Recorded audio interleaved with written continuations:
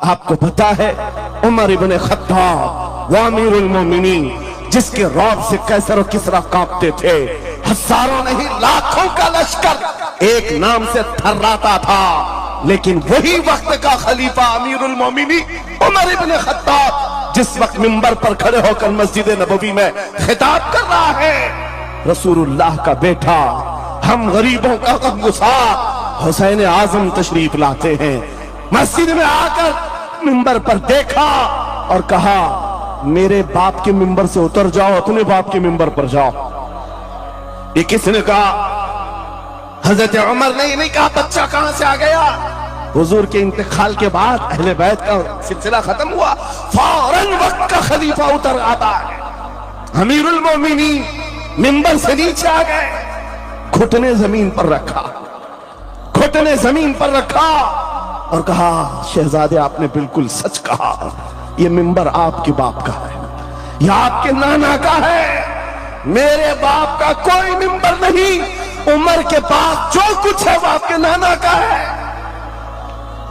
جو کچھ بھی ہے وہ آپ کے نانا کا ہے، کھاتے ہیں ان کے گھرانے کا، بھونکتے ہیں ان کے گھرانے پر، یہ نہ مزاج فاروقی ہے نہ یہ مزاج صدیقی ہے۔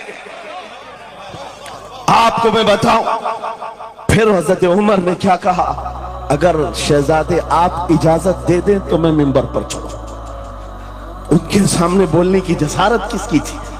لیکن رسول اللہ کی آل ہمارے لیے سرمایہ آخرت ہے، یہ نبی پاک کی آل کی محبت ایمان کی علامت ہے۔ بیٹا عمر فاروق رضی اللہ تعالیٰ عنہ کا ہے، عام نہیں ہے، وہ بھی صحابی رسول ہیں، صحابی رسول ہیں۔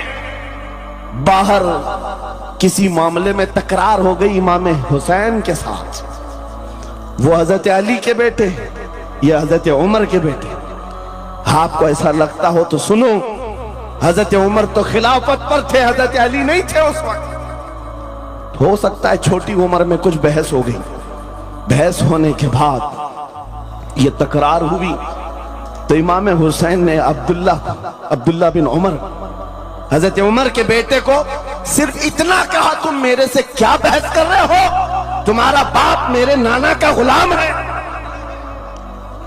تمہارا باپ میرے نانا کا غلام ہے۔ حضرت عمر کے بیٹے کو یہ بات لگی کہ کیسے مجھے یہ ٹانٹ، کیسے مجھے یہ تانا، دوڑ کر کے آئے حضرت عمر کے پاس، کہا بابا آج علی کے بیٹے حسین نے کیا کہا پتہ ہے؟ کہا کیا کہا بیٹا؟ کہا ہماری تکرار ہو رہی تھی، اس میں انہوں نے بلا کر کے مجھ سے یہ کہا کہ تم مجھ سے کس بات پر لڑتا ہے، تیرا باپ تو میرے نانا کا غلام ہے۔ حضرت عمر نے کہا ایسا کہا انہوں نے، ایسا کہا؟ کہا سچ کہہ رہا ہوں بابا ایسا ہی کہا۔ کہا بلا لا حسین، بلا لا۔ طلب کیا گیا، امام حسین کو بلایا، بیٹا حضرت عمر کا، ہو سکتا ہے اس وقت ان کو یہ خیال ہو کہ شاید زجر و توبیخ ہو جائے، ڈانٹ ڈپٹ ہو جائے۔ حضرت عمر آتے ہیں، کہتے ہیں اے حسین ابن علی، یہ میرا بیٹا جو کہہ رہا ہے کیا یہ بات سچ ہے؟ کیا آپ نے اس کو ایسا کہا کہ تیرا باپ میرے نانا کا غلام ہے؟ امام حسین نے کہا ہاں سچ بولتا ہوں، ہاں میں نے کہا۔ کہا کہہ کے بتاؤ کیسے کہا، کہہ کے بتاؤ کیسے کہا؟ کہا میں نے ان سے کہا تیرا باپ میرے نانا کا غلام۔ حضرت عمر نے کہا اور ایک بار کہو، پھر کہا اور ایک بار کہو۔ اس کے بعد عمر ابن خطاب کی آنکھوں سے آنسو نکلے، کہا اپنے بیٹے کو کیا بہترین تکرار کر کے آیا ہے کہ حسین یہاں گواہی دے رہے ہیں، کل قیامت کے دن یہ اتنا کہہ دے میری زندگی وصول ہے۔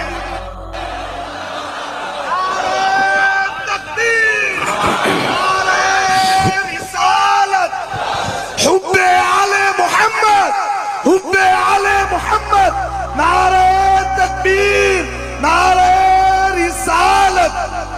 سچ بتا رہا تو صاحب یہاں آ کر کے ابھی جو لنگر کی کیفیت بتا رہے تھے، اور ان کے پڑھنے سے پہلے میں بھی لنگر کھا کے آیا۔ آپ کو ایک سچی بات بتا رہا ہوں، شاہ میران کے سامنے منبر پر بیٹھا ہوں، مجھے آخری وقت تک یہ خیال نہیں ہو رہا تھا کہ میں کس بات پر بات کروں، میں بیان کس چیز پہ کروں۔ میں نے جو کچھ شروع کیا تھا شاید یہ شاہ میرا نے مجھ سے بلوایا۔ اب سنو، جو قرآن پاک کی میں نے آیت پڑھی، رب نے فرمایا وَاعْتَصِمُوا بِحَبْلِ اللَّهِ جَمِيعًا، اے لوگو سب کے سب اللہ کی رسی کو مضبوطی سے پکڑو۔ اللہ کی رسی کیا ہے؟ کیا یہ آسمان سے نیچے لٹکتی ہے؟ کوئی رسی ہے جس کو پکڑنا ہے؟ مفسرین سے پوچھو، قرآن کی تفسیر کرنے والے کہتے ہیں اللہ کی رسی محمد الرسول اللہ ہے اور ان کی اہل بیت ہے۔ ان کے اہل بیت کو اللہ کی رسی کہا گیا ہے۔ سب کے سب مل کر کے اگر اس رسی کو پکڑ لیں، میرے عزیزو، یہ اختلافات، یہ انتشارات، یہ جس قدر آج ہمارے درمیان تفرقات شاید نہیں ہوتے۔ ہمارا مرکز، ہمارا ماوا، ہمارا ملجا ایک ہی ہے۔ اس منبر نے آج لوگوں کو یہ سکھانے کی کوشش کی ہے، تم جس طرح مشرب و سلسلوں میں بٹ کر کے یہ سمجھتے ہو کہ میرا خطہ الگ ہے، اس کا خطہ الگ ہے، میرے عزیزو یہ ایک پورا سلسلہ ہے، 700 سال پرانا سلسلہ، 700 سال پرانا سلسلہ، مگر اس منبر پر بیٹھ کر کے عشق محبت کے نعرے لگوا رہے ہیں۔ وجہ یہ نہیں ہے کہ یہاں کی کوئی پبلسٹی ہے، بلکہ یہ بتانا ہے اس لیے کہ اہل بیت ہی یہ جانتے ہیں جو ہمارے نانا کی قدر کرے گا ہم زندگی بھر اس کی قدر کریں گے۔ آپ کو کیا لگتا ہے اعلیٰ حضرت کا نام، ان کے مسلک کا نام روٹی سیکنے کے لیے لیا جاتا ہے؟ میرے عزیزو، اعلیٰ حضرت کا نام، مسلک اعلیٰ حضرت کا نام اس لیے لیا جاتا ہے ڈال دی قلب میں عظمت مصطفیٰ سیدی اعلیٰ حضرت پہ نعرہ تکبیر، نعرہ رسالت، عشق محبت، عشق محبت، عشق محبت، عشق محبت، عرس سرکار شاہ میرا۔ مجھے میرے مرشد گرامی حضور تاج الشریعہ رحمت اللہ تعالیٰ علیہ ایک بات کہہ کر کے مصر بھیجے تھے، جانے کے وقت کہا تھا نام کی کوشش مت کرنا، حضور کا کام کرنا۔ اور انہوں نے یہ شعر پڑھ کر کے کہا تھا، آخری محفل تھی اس وقت، میری طالب علمی کی زمانے کی بات کر رہا، یہ پڑھ کر کے بیان کیا تھا اعلیٰ حضرت کو دیکھنا۔ انہوں نے یہ خود کہا ہے بے نشانوں کا نشان مٹتا نہیں، مٹتے مٹتے نام ہو ہی جائے گا۔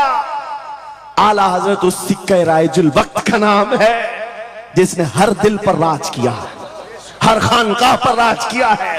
میرا ایک جملہ میں اکثر مجمعوں میں کہتا ہوں، اکثر تقریروں میں کہتا ہوں، ایک بات سمجھ کر کے چلو شاہ میرا کے عرس میں آنے والوں، میرا ایک فارمولہ سننا ہے، اگر عزت چاہتے ہو، وقار چاہتے ہو، یہ جملہ یاد کرو، ان کی بات کرو، ہر دل پہ راج کرو، بس رسول اللہ کی بات کرو، ہر دل پہ راج کرو۔ آج ہماری جو عزت ہے میرے عزیزو، یہ خانقاہ ہے اشرفیہ اور یہاں خانقاہ ہے شاہ میرا ہے، جن کے سامنے میں کھڑا ہوں۔ لیکن آپ کو میں بتاؤں، میں اپنی قسمت پر فخر کرتا ہوں، یہی وقت ہوگا، کل کی رات میں ماررہ مطہرہ میں موجود تھا، وہاں سادات کرام کے سامنے عزیزان گرامی، یہ اہل بیت اطہار کے ان تمام منبروں کا سفر کرتے کرتے ہمیں ایک پاور ملتا ہے، طاقت ملتی ہے، اور اعلیٰ حضرت کا وہ مشن سمجھ میں آتا ہے کہ اعلیٰ حضرت نے رسول اللہ کے دربار کی نوکری کی تھی۔ میرے آقا کی دربار کی نوکری کا صدقہ اللہ نے انہیں ایسے عطا کیا ہے، میں نے مصر جا کر دیکھا ہے، افریقہ میں دیکھا ہے، امریکہ وغیرہ ہم گئے نہیں، لیکن جانتے ہیں جہاں کہیں اردو بولنے والا ہو، بلکہ میں تو عربی دان لوگوں کو سناؤں، مصر کی سرزمین پر ہر جمعہ ایک جگہ مولود شریف ہوا کرتی تھی، ہم ہندوستانی طلبہ وہاں جاتے تھے، مصر کے رہنے والے استاد ہیں، جب محفل میلاد ختم ہوتی کہتے ہیں ہندوستانی طلبہ کو کھڑے ہو جاؤ، وہ پڑھو مصطفیٰ جان رحمت پہ لاکھوں سلام، وہ پڑھو हम पढ़ते थे मगन होकर। एक बार मैंने उनसे पूछा था कि हुजूर आपको समझ में आता है ये सलाम? ये तो उर्दू में लिखा हुआ है, उर्दू बोलने वाले ही पूरा नहीं समझ पाते, आप समझते हैं? कहते हैं समझने की जरूरत नहीं, इश्क की बोली हर जमाने में हर जगह एक ही होती है। इश्क में बोला हुआ वो कलाम है, अरबी हो कि हिंदी हो, दिल को समझ में आने लगती है। मैं ये बात कहने जा रहा हूं मेरे अजीजों, उस रस्सी को मजबूती से पकड़ो, इख्तिलाफात नजर नहीं आएंगे, बात खत्म हो जाएगी। आज से 2 साल कबल एक कुत्ता यहां पर हिंदुस्तान में भौंकता था, खिंजीर का बच्चा जब नबी पाक की शान में भौंकता था, इस फकीर ने उसे ललकारा था। मेरा नाम, मेरी इमेज लोगों के सामने है, मैं वाकया तफसील से नहीं बता रहा हूं, मैं अपनी बात आपके सामने ये रखना चाहता हूं। जिस वक्त उस खबीस मलऊन को पुकारा, आपको पता है हम तो एक छोटे से इलाके से उसको पुकारे थे, लेकिन निशाना सटीक जाकर लगा और उसके बाद कुत्ता बिलबिलाया भी, मैदान में आने की बार बार कोशिश करता रहा, लेकिन अब तक वजूद नहीं है। लेकिन उसके बाद मैंने देखा है, महीना 2 महीना 3 महीने गुजरे होंगे, हर मुल्क से, अफ्रीका से, ऑस्ट्रेलिया से, न्यूजीलैंड से, अमेरिका से, हर जगह से लोगों ने मुझे मैसेज भी किए, खुतूत अरसाल किए, वहां से रिसाले भेजे और दादो तहसीन के साथ दुआएं दी। लेकिन साथ एक बात मैं बता रहा हूं, उन जमातों के बड़े बड़े लोग जिनसे हमारा कोई रिश्ता ही नहीं है, उनके बड़े बड़े अमीरों ने भी लेटर पैड में लिख करके दिया, कहा मौलाना आप बरेलवी हैं, आपसे हमारा इख्तिलाफ है, लेकिन जिस नबी पाक की शान के लिए आप खड़े हैं, हम सब छोड़कर आपके साथ खड़े होने को तैयार हैं। हम आपके सामने आज ये बात कह रहे हैं, ऐ सुन्नियों, हम तो दूसरों को बुला भी नहीं रहे, हम तो तुम्हारे इत्तेहाद की बात कर रहे हैं, लेकिन इत्तेहाद का नुक्ता एक है, जब तक तुम एक एक छोटे खूंटे को पकड़े रहोगे, हर कोई तुम्हारे साथ उलझता रहेगा। उस अजीम दरख्त को पकड़ लो जिसकी जड़ें तहतुस सरा में है, जिसकी शाखें औजे सुरैया पर है, और वो मोहम्मदुर रसूलुल्लाह की जात।